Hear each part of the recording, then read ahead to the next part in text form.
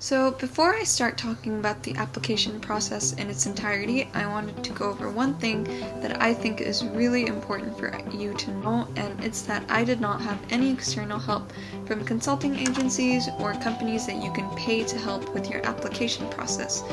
I feel like a lot of people think that it's something absolutely necessary in getting into university, and whether you choose to use these services or not is really your choice, but I just want to emphasize that it is still possible to make it through this process without any connections to such agencies. So in terms of researching the academics and research opportunities at UPenn, I really explored their website very thoroughly, which is actually more comprehensive than those of other universities I applied to. And I was really able to gather what I needed from their website. In terms of getting to know life at Penn, the one disadvantage I really had as an international applicant was that I didn't really have any way of visiting the campus in person while school was in session, seeing that I live in Bangladesh. For this reason, I wasn't necessarily able to gather what the environment is like on campus.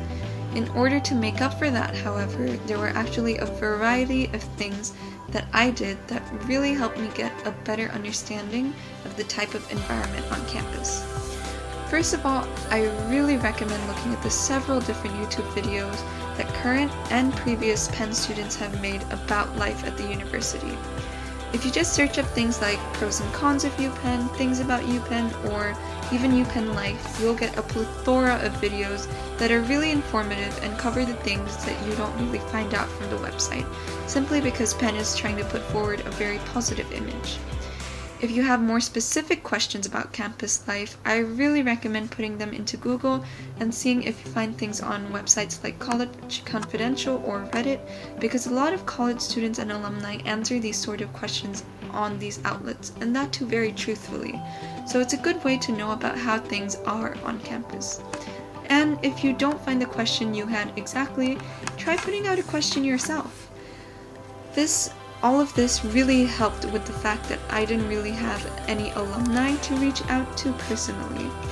Another thing that I did to get a feel for campus life was take a virtual tour, which you can actually also find on their admissions website.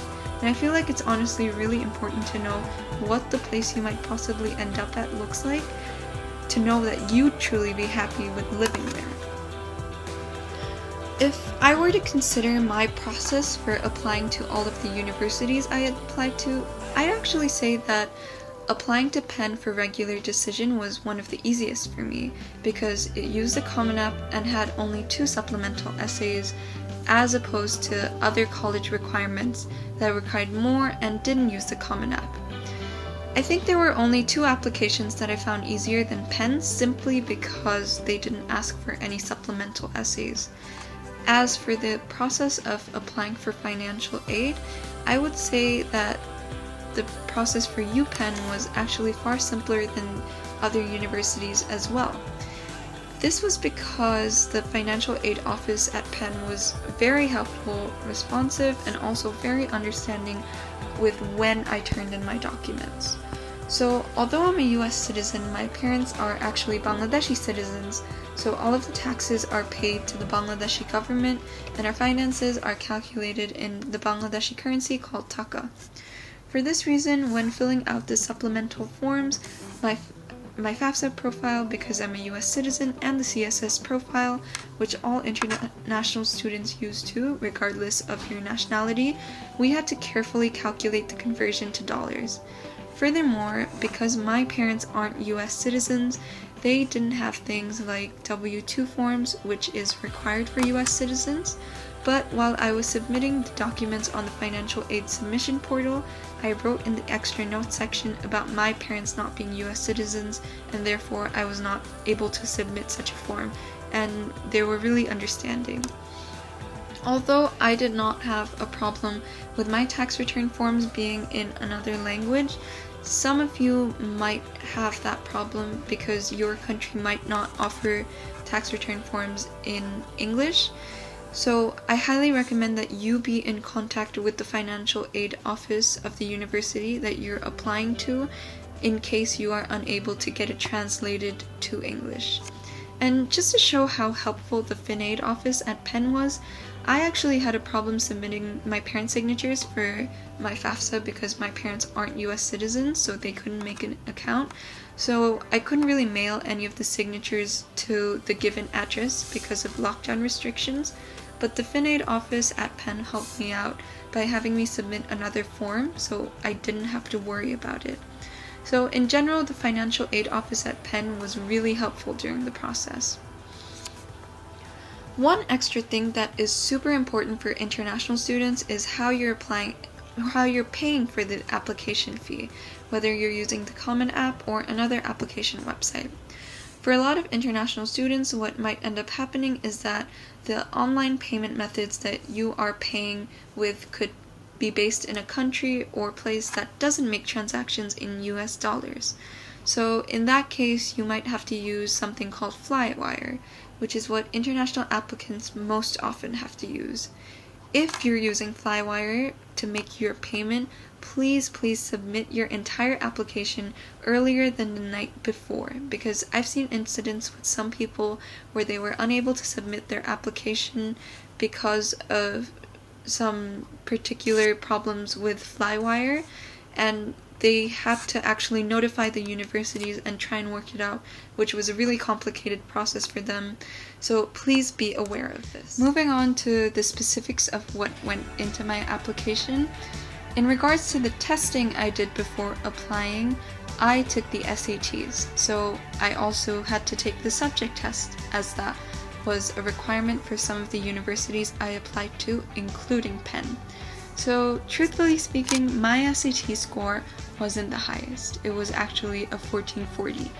I had gotten a 770 on the math section, but a 670 on the reading and writing section. If you do choose to take the SATs instead of the ACT, one thing that you really do have to keep in mind is the testing curve, which is subject to change every year.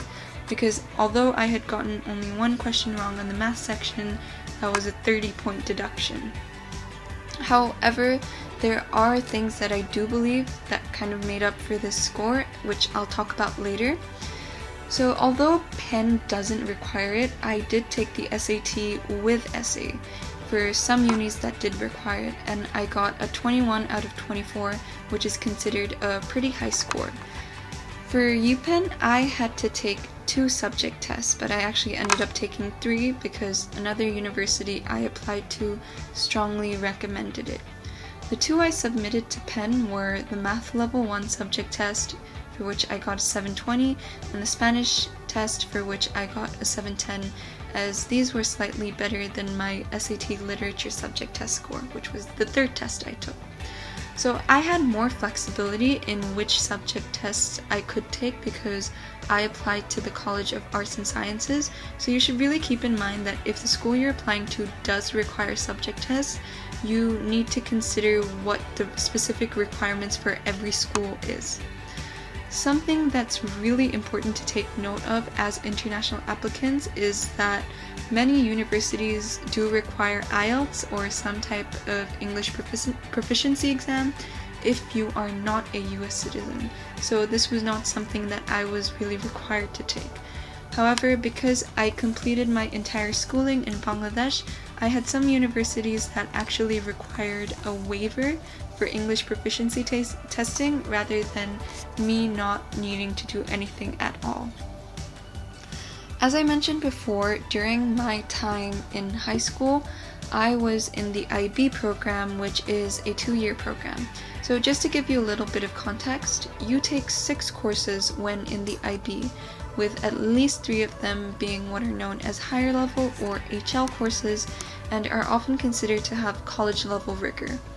The other courses that you take are called standard level courses, which are slightly less intense depending on which class you're in.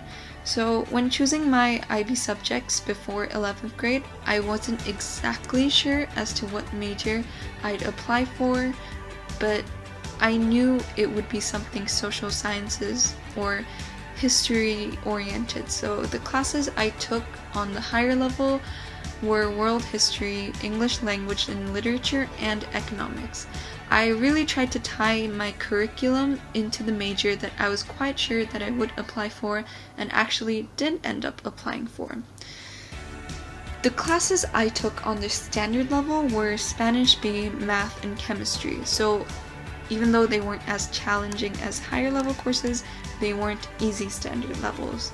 So what went to universities in regards to my IB scores were predicted scores based on how I was doing in my classes and during testing conditions. Out of a total of 45, my predicted score was 41, which is considered to be quite high in terms of IB scores. I had 7s, which is the maximum IB grade possible in a class in all of my higher level courses, and 6s in my standard level ones.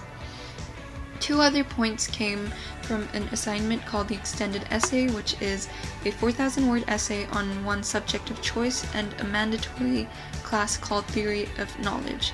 So me getting a predicted 7 in my HLs is something that I think was extremely helpful in my college application, because these classes were, for the most part, classes which are actually extremely hard to achieve a 7 in. So I showed that I was taking challenging courses and was able to handle it, considering how rigorous the IB program is. 2 things to note is that 1, I got a 7 in History HL, which was the major I actually ended up applying for, not History HL, but History.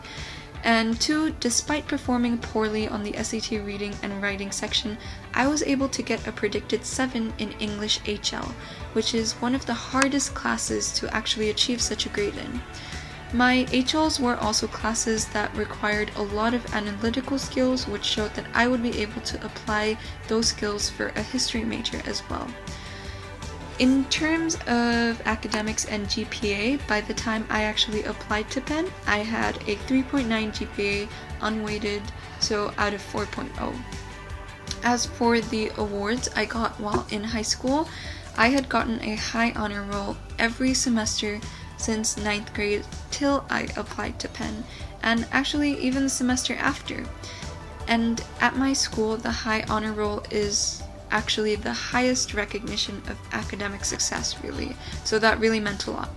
My school also has this thing called departmental awards, where you get an award for different classes, being outstanding students in different classes at the end of the year, and I had gotten a few every year, grades 9 to 11, as I hadn't finished 12th grade by the point I was applying. I had gotten the Excellence in English Award every year, a Spanish Award in 9th grade, a History Award in 10th grade, and an Economics and Mathematics Award in the 11th grade. These, I feel, were not the most important part of my application, but they were still important in emphasizing that I was doing well in my classes and was really able to handle the rigor.